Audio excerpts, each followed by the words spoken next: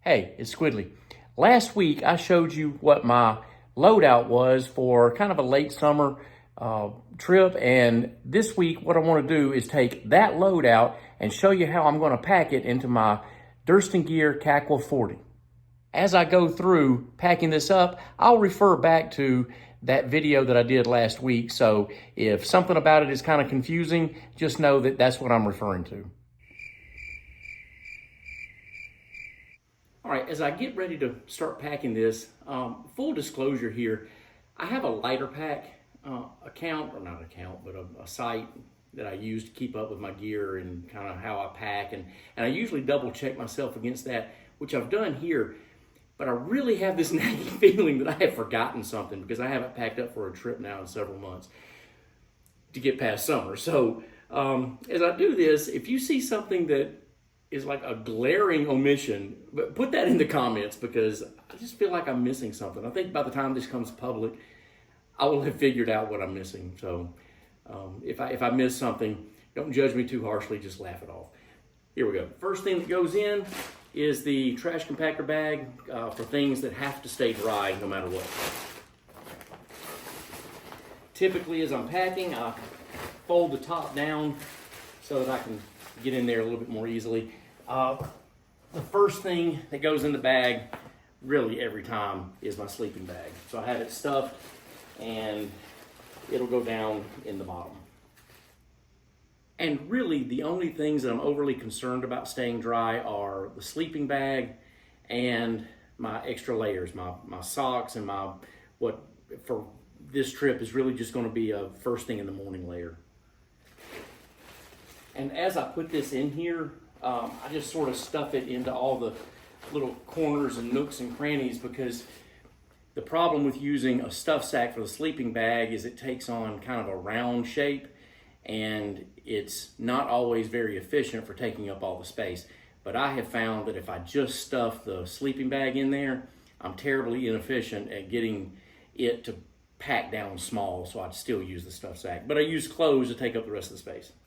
Now, the key here is now that I have everything in there that has to stay dry, is to take the bag and I sort of just kind of ball it up a little bit at the top and then roll it down.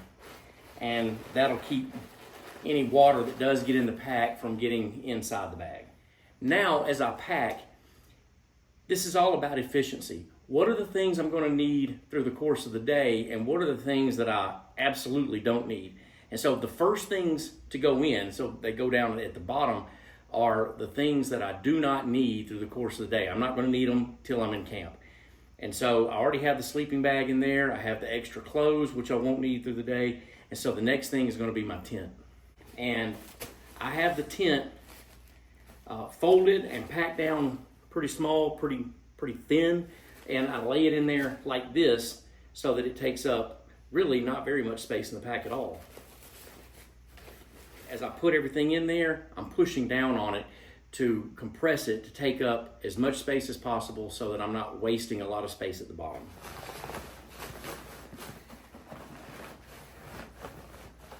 So really that's all that's happening here. And right now, space is, just with those items, I have taken up that much space in the Kakwa 40 because the Kakwa is also not very deep. And because it's only a 40-liter pack, it just seems like all the space fills up super fast, which I guess it does. But I really like this pack. I like the way it carries, and I like the fact that I'm kind of limited on what I can put in it because it forces me to be critical of everything that goes in this pack. All right, some more items that I will not need through the course of the day. The rest of my sleep system, my pillow, my sleep pad, and I just made an executive decision. I'm not taking the chair, I'm taking the short hammock.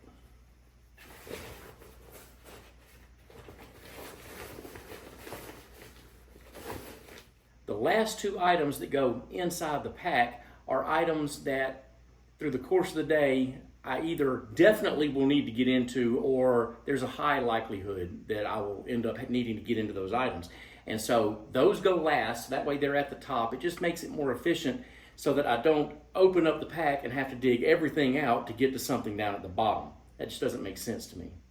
The first one is the food bag with all the cooking items that I have, and so that will go first. And of course I don't have food packed up in it right now, and so as I pack this, I have to be mindful of the fact that the food is going to occupy more space, so I can't just continue to completely fill up the pack with that kind of volume left to fill up with food.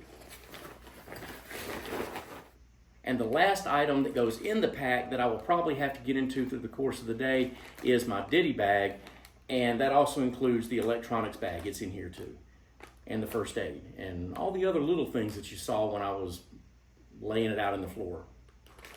All right, so that's everything now that goes in the pack, and you can see that there's plenty of volume left for me to be able to add food and not run out of room. So now I'm going to roll that up, take some air out of it, and close it up for now. Of course, this is not the final say on this packing because I still have to go in here and add some consumables, which would, of course, include food. But for right now, I'm going to close this up and say that I am done. Now, the things that go on the outside of the pack are things that either absolutely do not belong inside the pack, you'll understand that in a minute, or these are items that I will 100% definitely use through the course of the day, and so leave them out just to make life on trail a little bit more convenient. The first one is my water filtering kit, so it'll go on the big pouch on the outside because there is a 100% chance I will use that through the course of the day. The second one is my toilet kit, which includes toilet paper, hand sanitizer, and the deuce of spades for digging a cat hole. I'm not going to say there's a 100% chance I'll use it, but through the course of the day, who knows.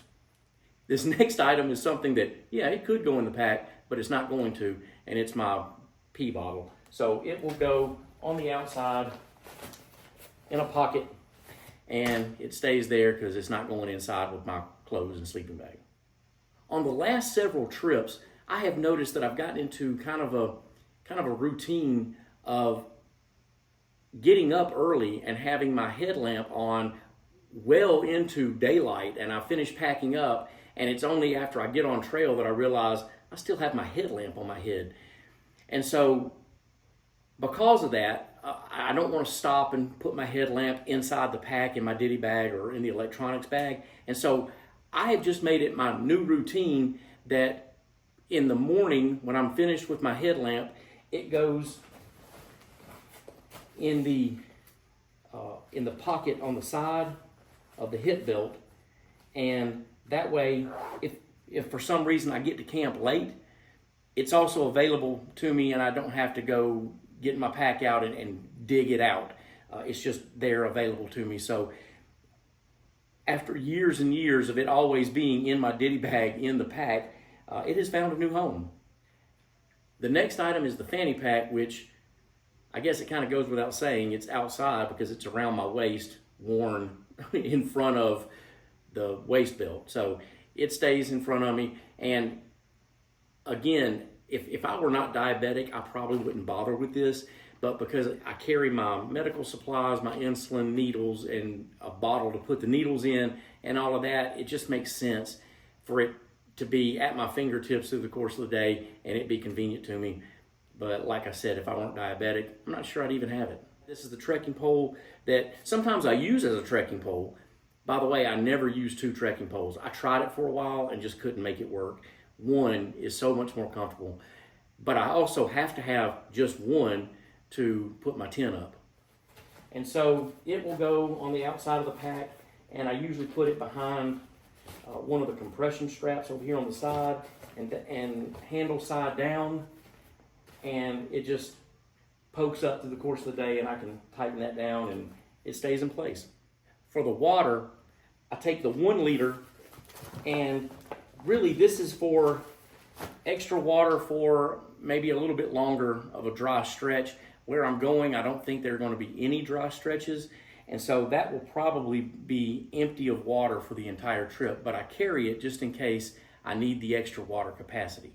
And finally, the water bottles that I will actually drink out of. I carry the 2.7s because I have found that they fit into these sleeves and hold there really just perfectly. But somebody in the comments of another one of my videos about the Kakwa 40 said that these were not even water bottle sleeves. And that may be true, and I think maybe it's good for a phone. I have put my phone in it before, but it just didn't seem like a great place for a phone. And so, and they also fit the 0.7 liter water bottles perfectly. So I'll ask this: if these are not intended for the 0.7 water bottles, what are they intended for? What's the purpose of these? I'm genuinely open to hearing about that. This is not a loaded question. So this is my pack minus consumables. I'm going to go now and get my scale from the gear closet, and I'm going to find out what this weighs. One final thing, I also said I had to get my rain jacket, so I got it.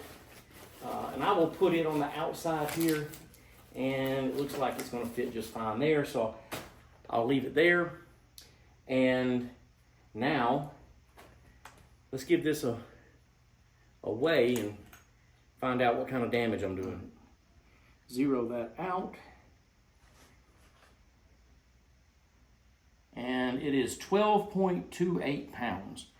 So not quite as light as I thought I would get to, but still that's pretty light, and I'm going to go with it.